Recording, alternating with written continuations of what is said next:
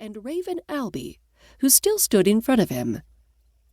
"I ain't fond of practical jokes, Mage Alby." "Me neither. I have a friend who specializes in that, though.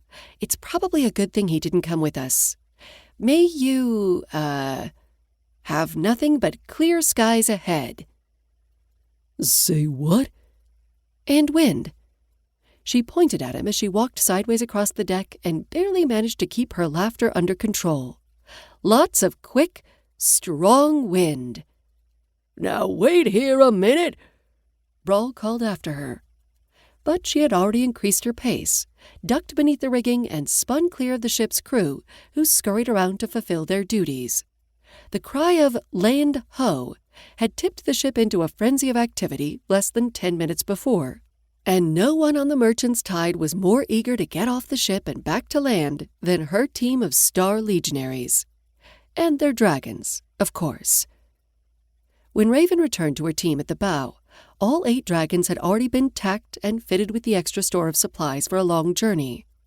They still had a long road ahead of them, although the return trip to Lomberdoon and the capital city of Havendom wouldn't be nearly as long as their departure. The stress would also be considerably less, given that they didn't have 7 Malandesh prisoners under lock and key that they had to escort across miles of open land. The legionaries sniggered as they checked the straps of saddles and harnesses already in place, while Brawl shouted orders to his crew and bellowed for Mage Alby and Mage Chase to explain themselves.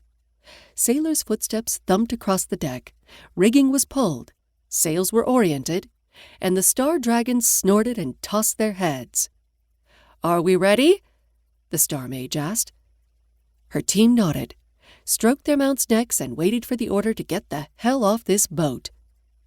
"You're the only one we're waiting for," Bella said, from where she'd scrambled into Colleen's saddle.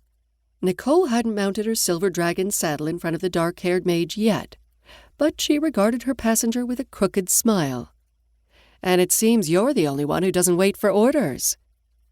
"You're a legionary, Fender." Bella's grin was sickly sweet. "I'm not." Beside Killeen, Leander snorted and swung his long neck toward the mage astride a dragon that wasn't hers. "I can only assume that's why you talk so much." The other legionaries chuckled and exchanged glances while Bella tried to fix the red dragon with a warning glare. It wasn't so effective when the corner of her mouth twitched in amusement. "You're hilarious." Raven shook her head, approached her familiar and patted the base of his broad, muscular neck before she thought directly to him. "Are you sure they're all up for this?" "If it gets us off this floating plank of wood, Raven, yes, they're up for it. Being able to see our home adds to the certainty." "Fair enough." No words were necessary. Raven stepped back and prepared to leap into the standing mount she and Leander had practiced more times than she could count. He anticipated her movements better than she did sometimes and lowered his head to give her leather boot a quick boost onto his back. "Mount up!" she shouted. "Are you daft?"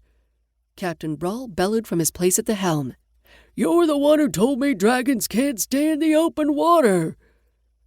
Every legionary on her team performed the standing mount like they'd been taught, and some of them swung into their mount saddle with sharp laughter. The dragon shuffled eagerly across the deck and turned south toward the shores of Threndor as their wings twitched out and flapped toward their backs. "Yeah, they look ready to me." "If you haven't learned by now to trust what I tell you, Mage, you're doing something wrong." Raven bit back a laugh. "I don't know, Dragon. It feels like we're doing everything right this time." With every rider mounted in under 15 seconds, she raised a fist high. "Wings out!" The violent, buffeting gusts of 8 dragons' wings, splaying to their fullest span along the bow of the Merchant's Tide, drowned even the shouts of the crew and the thump and whir of sailors readying their ship to make her berth at Stramford's wharf. Captain Brawl could barely be heard above the zealous screeches of 8 dragons only minutes away from having dry land beneath them. "Oh, who's deadly spear? Mage Alby, I said no funny business. And that there's funnier than you tossing yourselves overboard."